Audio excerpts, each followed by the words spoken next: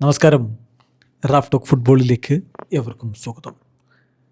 FIFA world കപ്പിൽ ബ്രസീലിൻ്റെ ആദ്യ മത്സരത്തിൽ മൊറോക്കോയോട് സമനിലയിലാണല്ലോ ബ്രസീൽ കുരുങ്ങിയത്. രണ്ടാം മത്സരം ഹെയ്ത്തിക്കെതിരെ നെയ്മർ കളിക്കുമോ എന്ന കാര്യത്തിൽ ഉറപ്പില്ല.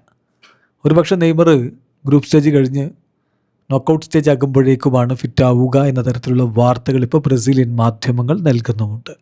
അപ്പോൾ നെയ്മറെ എങ്ങനെ ഉപയോഗപ്പെടുത്തണം, അതിനെക്കുറിച്ച് ബ്രസീലിയൻ ഇതിഹാസം റൊണാൾഡോ കൃത്യമായിട്ട് ചില കാര്യങ്ങൾ പറയുന്നുണ്ട്.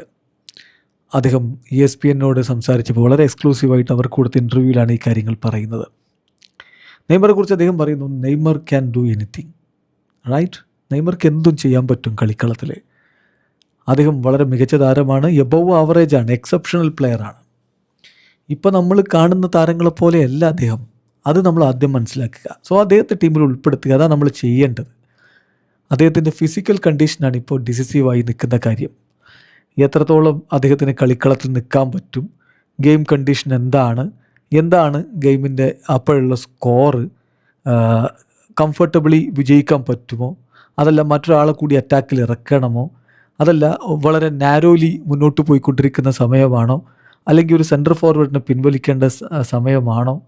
കാരണം നെയ്മർ ജൂനിയർ മിഡ്ഫീൽഡിലും സപ്പോർട്ട് ചെയ്യാൻ പറ്റുന്ന തരത്തിലുള്ള താരമാണ്, മുന്നേറ്റത്തിലും സപ്പോർട്ട് ചെയ്യാൻ പറ്റും, അദ്ദേഹത്തിന് ഏത് സാഹചര്യത്തിലും കളിക്കാൻ പറ്റും. അതനുസരിച്ചാണ് വേണം അദ്ദേഹത്തെ ഉപയോഗപ്പെടുത്താൻ. നെയ്മർ വളരെ വേഗതയുള്ള കളിക്കാരൻ കൂടിയാണ്.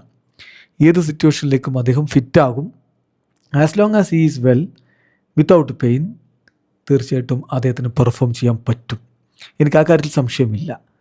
ഞാൻ നേരത്തെ ഈ കാര്യം പറഞ്ഞിട്ടുണ്ട്. ഇത് സർക്കംസ്റ്റാൻസസിനനുസരിച്ചാണ്, ആ ഗെയിമിൻ്റെ അപ്പോഴത്തെ സ്വഭാവം എന്താണെന്നനുസരിച്ചാണ് നെയ്മറെ ഉപയോഗപ്പെടുത്തേണ്ടത്. ഞാനിതിൽ ഒരുപാട് ദുരൂഹതയൊന്നും കാണുന്നില്ല, റൈറ്റ്. അദ്ദേഹം ടീമിനെ സഹായിക്കുമെന്ന് തന്നെയാണ് ഞാൻ വിചാരിക്കുന്നത്.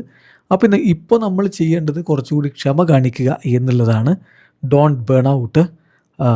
ഫസ്റ്റ് ടൈം ഇപ്പോൾ നമ്മുടെ മുന്നിൽ ആദ്യമുള്ളൊരു പ്രശ്നം എന്ന് പറഞ്ഞാൽ അദ്ദേഹത്തെ കളിപ്പിക്കുക, നമ്മൾ ശാന്തരായിട്ടിരിക്കുക. അദ്ദേഹം ഓക്കെ ആവുകയാണെങ്കിൽ, അദ്ദേഹത്തിൻ്റെ കാഫ് ഓക്കെ ആവുകയാണെങ്കിൽ തീർച്ചയായിട്ടും ടീമിന് അദ്ദേഹത്തിന് മികച്ച പ്രകടനം സമ്മാനിക്കാൻ പറ്റും എന്ന് തന്നെ ഇപ്പോൾ റൊണാൾഡോ നസാരിയോ പറയുന്നു. അതുപോലെ തന്നെ ടീമിൻ്റെ ഇപ്പോൾ ആദ്യത്തെ കളിയിലെ പ്രകടനം അത്ര മികച്ചതല്ലല്ലോ എന്നുള്ള വിമർശനങ്ങൾ വരുന്നതിനെക്കുറിച്ച് അദ്ദേഹം പറയുന്നത്, ഞാൻ വിചാരിക്കുന്നത് ഇതിൽ നെർവസ്നെസ്സാണ് സംഭവിച്ചത്. ആദ്യ മത്സരമാണല്ലോ, അപ്പോൾ അതിൻ്റെ ഒരു നെർവസ്നെസ്. ആഞ്ചലോട്ടി അദ്ദേഹത്തിൻ്റെ ഇൻ്റർവ്യൂവിലും ആ കാര്യം തന്നെയല്ലേ പറഞ്ഞത്. ഇത് വേൾഡ് കപ്പാണ്, ഫസ്റ്റ് മാച്ചാണ്, ഒരു ബിറ്റ് നെർവസ് ആയിട്ടുണ്ടാകും താരങ്ങൾ. ആ സിറ്റുവേഷൻ തീർച്ചയായിട്ടും നമ്മളൊന്ന് നോക്കണം. ഇപ്പോൾ നോക്കുക, പല താരങ്ങൾക്കും ഇപ്പോൾ കാസമിറോയുടെ പൊസിഷനിങ്, അതുപോലെ തന്നെ നമ്മുടെ റാഫീഞ്ഞ ബാഴ്സലോണയിൽ വലതുഭാഷത്ത് നന്നായി കളിച്ചിട്ട് ഇവിടെ ഇടതുഭാഷത്തിലേക്ക് വരുമ്പോൾ ഉണ്ടാകുന്ന ചില മാറ്റങ്ങൾ, വ്യത്യാസങ്ങൾ, ഇതൊക്കെ സ്വാഭാവികമായിട്ടും ബാധിക്കും. പക്ഷേ അടുത്ത കളിയോടുകൂടി അവർ മികവിലേക്ക് എത്തുമെന്ന് ഞാൻ പ്രതീക്ഷിക്കുന്നു എന്നുകൂടി ഇപ്പോൾ റൊണാൾഡോ പറയുന്നു. ഇവിടെ അവസാനിക്കുന്ന ഫുട്ബോൾ ലോകത്തെ കൂടുതൽ വിശേഷങ്ങളുമായി റാഫ് ടോക്സിൽ എത്താം.